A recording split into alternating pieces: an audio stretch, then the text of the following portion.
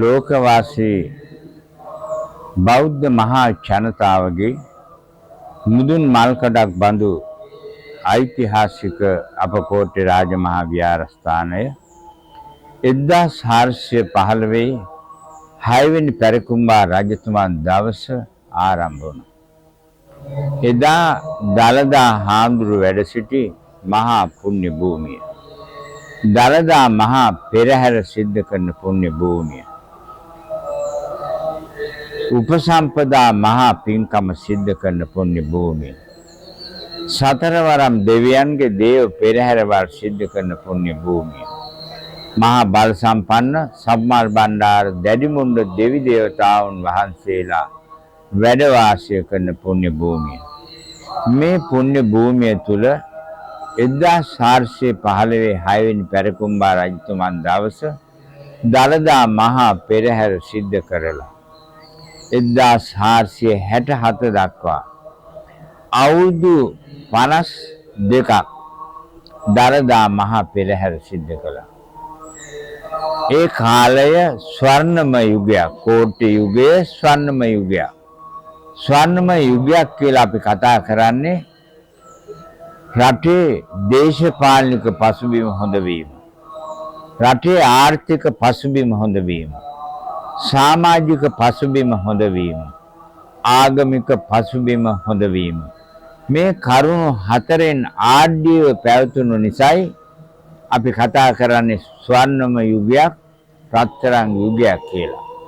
1505 දී පෘතුගීසි ආක්‍රමණ නිසා කෝට්ටේට අන්ධකාර යුගය උදා වෙනවා. ඉන්පසු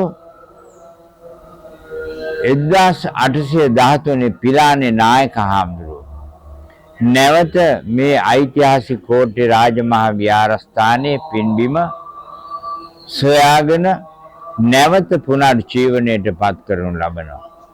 මේ පිලානේ නායක හාමුදුරුවෝ සොයාගත් පන්සල 1901 දී ඇඹුල්ගම විමලතිස්ස මහා නායක හාමුදුරුවෝ දළදා මහා පෙරහැර ආරම්භ කරනු ලබනවා.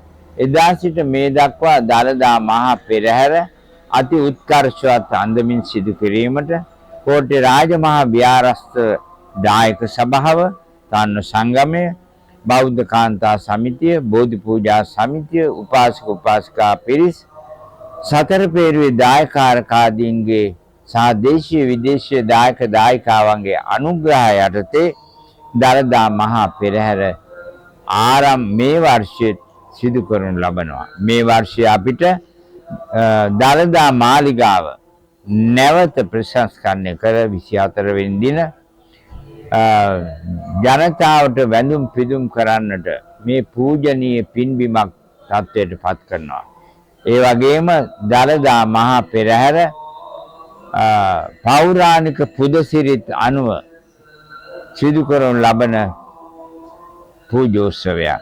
අලියතුන් විශාල පිරිසක් සහභාගී කරවාගෙන සතරවරම් දෙවියන්ගේ දේව පීඨ, ඒ වගේම මහානුභාව සම්පන්න සම්මාල් බණ්ඩාර දැඩිමුණ්ඩ දෙවියන්ගේ දේව ආශිර්වාදේ ප්‍රාර්ථනා කරමින් එදා මෙදා තුල මේ පින්බිම තුල මේ දළදා මහා පෙරහැර සිද්ධ කරනවා. ඒ නිසා ලෝකේ කොතනක හිටියත් ඔය අද්දක ඔස්වල සාදු සාදු සාදු කියලා වැඳහම ඓතිහාසික කෝට්ටේ රාජමහා විහාරස්ථානයේ එදා වැඩ සිටි දළදා හාමුදුරන්ගේ පිහිට ජීවමාන සම්මාල් බණ්ඩාර දැඩිමුණ්ඩ දෙවියන්ගේ දේව ආශිර්වාදය ලැබෙන පින්බිමක් හැටියටයි හඳුන්වන්නේ. ඒ නිසා හැම දිනාටම දළදා හාමුදුරන්ගේ පිහිට ලැබේවා, සම්මාල් බණ්ඩාර දැඩිමුණ්ඩ දෙවියන්ගේ ආශිර්වාදය ලැබේවා කියලා